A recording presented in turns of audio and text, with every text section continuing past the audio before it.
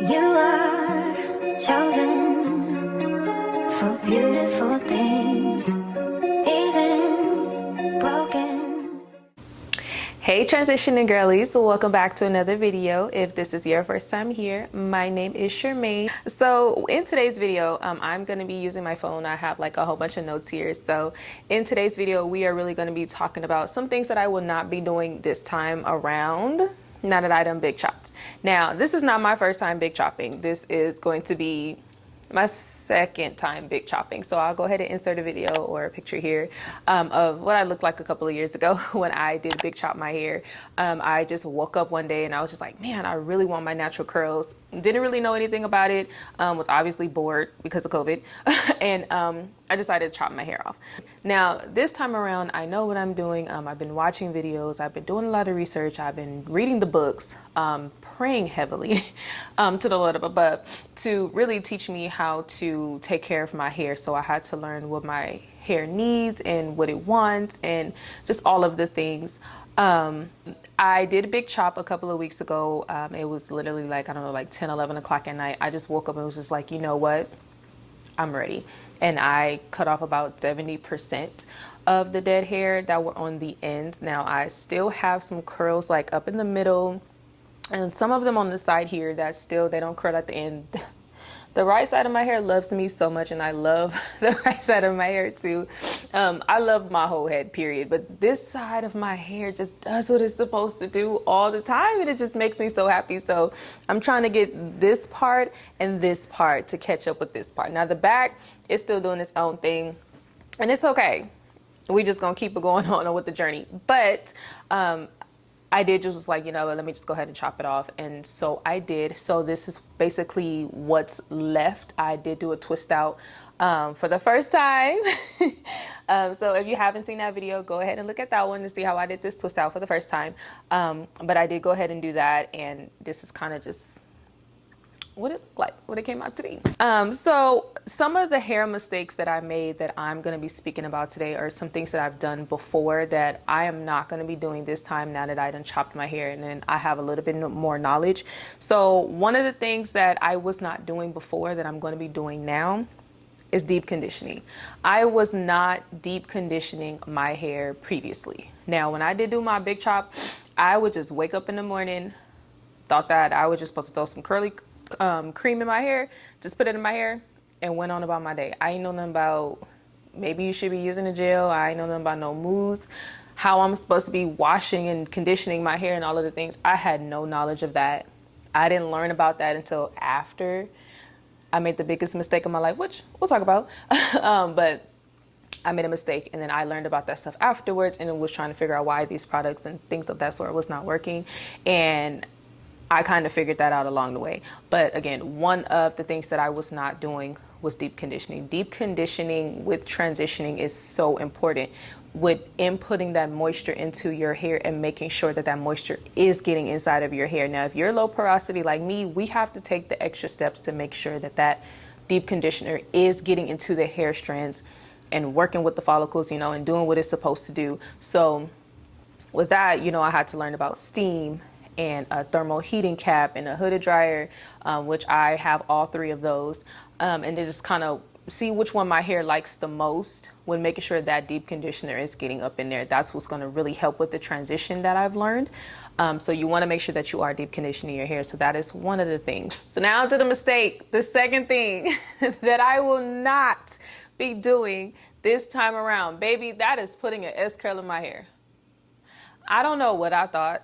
When I first big chopped my hair, if I can find some pictures, I'll put them in there. But when I first big chopped my hair, I thought because my hair wasn't curling that I needed some kind of something in my hair to make my curls curl. Okay, listen to me. And I convinced my husband to put that S curl in my hair, and baby, this is why we're here with the transitioning, because I never had an issue. Like, I had curls in my hair before, but it was never such a big issue to get them. Like, it was not this tedious. So when I did put that S curl into my hair, I noticed like the curls were curling, but when my hair grew out, I didn't cut it.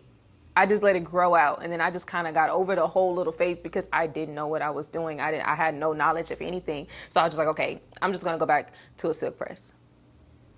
Still not knowing nothing about my hair. So was we putting the heat protectant in there? Nope. No. We were not putting no heat protectant on my head. Like on my hair. I was just literally like, okay, I'm gonna silk press my hair. Went in with that pressing comb, went in with that flat iron on 400, and was flat ironing my hair. The silk press was silk pressing. But overall, I was damaging my hair, and I never cut the S curl out. So mind you, I now have this chemical in my hair, and now I'm putting another chemical on top of that chemical. And now we was here struggling, because even after a certain point of time, my silk presses wasn't even silk pressing the way that it needed to. And I was just like, why is my silk press not lasting? Didn't like that. So that's one of the mistakes that I would not be doing to my hair. If you do choose to put an S curl in your hair, I would recommend big chopping again.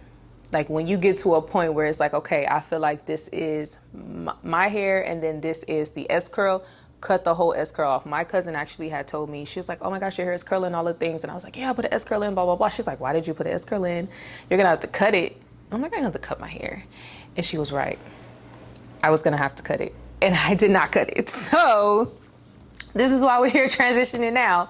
But yeah, if you are going to be using any kind of, S curls or perms or anything like that in your hair, just make sure that when you do decide, okay, boom, bam, I want to start transitioning, I want my curls back and all of the beautiful things, you're going to have to recut your hair and make sure that you're cutting it all out. And as it grows, then you'll be able to kind of, just start clipping away at the ends, because then at that point, your hair would have grown out.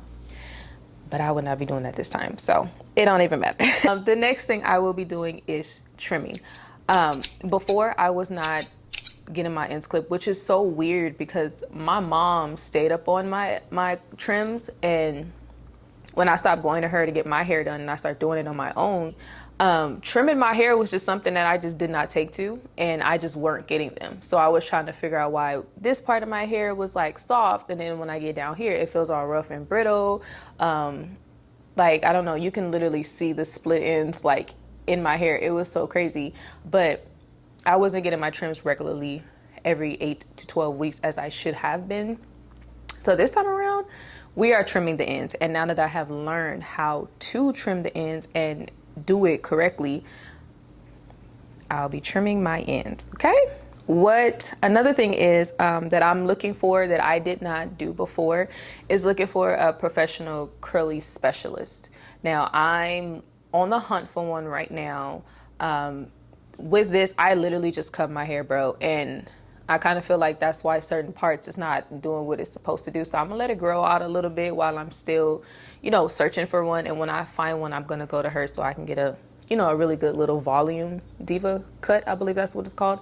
But before, I was not going to know one. I didn't even think to go and, look for one. I didn't even know a curly specialist was a thing. I just thought you just had your cosmetologist. Like, when it came down to doing hair, I thought it was just straight beautician, and that beautician was supposed to know how to do everything. I didn't know there was yeah, I'm a certified cosmetologist, but there's branches. Like, you know what I mean? Like, you got your curly specialists, you got people who only deal with shortcuts, you have people who only do natural hair, like just silk presses, you have your hair care people, you got the people who do cuts, like color. Like, I didn't know that it was branches like that, okay?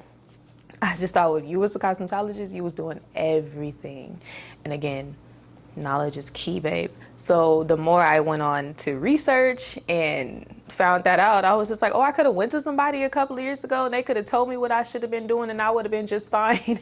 But now that I know, I will be going to a curly cut specialist. So I'm gonna find one, and then going into 2026, I will go to one, because we're gonna let this grow out. I'm gonna just keep trimming as I go, keep doing my deep conditions and all of the things every week, and then I'm gonna find one and I'm gonna go. So that is something that I will be doing this go round. Another one that I would not be doing is overly clarifying my hair. When I was going natural, and look, don't tussle, okay? Don't tussle in the comments. But this was just earlier this year that I just found this out, 2025, okay? So we are in October. I found this out probably like February, March. that you are not supposed to be using a clarifying shampoo every wash day. Didn't know that. So I was literally using a clarifying shampoo every wash day, and I will literally be like, why does my hair feel so dry? Why does it feel so stripped? Like, why is it that, you know, this deep conditioner isn't moisturizing the way that it is supposed to? Like, what's happening here? Baby, I was over clarifying. So I was stripping my hair of its natural oils, and I wasn't even using like a gentle clarifying shampoo. Baby, I was using VO5 because I was so used to VO5 clarifying shampoo that I did not know that you're literally only supposed to clarify your hair once a month. Those other 3 wash days, you should be using a moisturizing shampoo, especially if you weren't using like heavy products like edge control or gels like Eco Style and little stuff like that. Like if you're using like the Dew Gel or like Pattern Gel, those are a little bit more better because of the conditioning products that they have on the inside of it. But when you're using like an Eco Styler and stuff that kind of have like alcohol and stuff in it that dries your hair out, then you should not be using a clarifying shampoo every week. Okay, so I will not be doing that. And then another thing that I will be doing this go round that I didn't do before was literally taking more time to learn my hair. I was really not taking the time to learn my hair. I ain't know nothing about no low porosity. I ain't know nothing about no density, curl, type 4A, B, C, D, E, F, G. I ain't know nothing about none of that, okay? This go round, I will be making sure that I pay close attention to my hair and its needs. Now, me personally, I don't do the 4A, 4B, 4C, 3C, 3A, K, YJ. I don't do none of that. What I really focus on is density and porosity. Because I have low porosity hair, I know that this is, you know, there's steps that I need to do to making sure that I get that moisture into my hair. And because I have density, making sure that I'm parting my hair enough to where each strand of my hair is getting the hydration that it needs. Again, my scalp is clean. Like that's what I'm paying attention to. I'm using different products. Was using different products in the beginning to see what my hair liked. I know that right now my hair likes Dew and it likes Design Essentials and Pattern. So that's kind of what I'm sticking to. The only other thing that I have been adding to my hair new is the bond repair, because I just recently learned about bond repair because how I should be using those. So that's the only thing that is new to my hair routine that I wasn't using months ago or even last year when I decided I wanted to go natural in the first place. So making sure that I take the time to truly learn my hair and know what my hair wants and what it needs. I'm making sure I'm paying attention to the protein. Now, as far as protein, I haven't done like a protein mask in probably like 4 months. I have been noticing less shedding. So I'm like, okay, I think we're doing good. Like we're getting the strength and the protein back into my hair. So I really just been focusing on moisture right now. And again, the bond repair to kind of get that going up in here. And my hair has been loving it. It has been thriving. It has been doing its things because like I said, this is my first twist out. I have never done a twist out in my life. So this is my very first twist out and I'm loving it. So that's what I'm trying to say. Like with learning my hair, I'm making sure I'm taking the time to learn what my hair needs. And I would encourage you to do the same thing, you know, feeling your hair, trying a product when you put it on there. Did it dry your hair out? Did it give it what it needs? I know that my hair thrives off honey and aloe vera sometimes, depending on what the product is and how you put it in. Like natural, straight aloe vera, hair loves it. But if it's the side of a product, my hair might not like it. And that's something I learned from last year before I even decided I wanted to go natural. I just was like trying stuff and I was like, oh, my hair like really took to this. It brought this shine out. It made my hair soft. Like there's curls in this area, curls in that area. So that's what I'm saying when I'm like taking the time to really learn and know my hair, because it's going to change just like seasons, right? So my porosity might be low porosity today, and then the more I'm doing my hair next year, it might be high porosity, and then I don't need to be doing too much. Like, cause it could change, like it could change. And then another thing that I'll be doing this go around again is the bond repair. Now, I've been adding the bond repair to my hair these last couple, well, probably like just this last month. So the whole month of September going into October. I'm gonna finish the full bottle of Hask right now. I cannot give any recommendations on any bond repairs. So if you know of any good bond repairs, please let me know, because I'm looking for one. But I just been using Hask. I'll insert a picture of what that bottle looks like. I'm gonna finish it and just really see what it did to my hair by the end of the bottle, and then I'll kind of give my reviews on Hask. But as of right now, I don't know. I mean, my hair is soft for the most part, but as far as seeing any difference, I have not really seen a difference in my hair. Again, the right side has been thriving and has been great since, you know. And before I was adding the bond repair, kind of like up in here, the hairs were already kind of transitioning. So it's really just mainly up in here that I'm focusing on.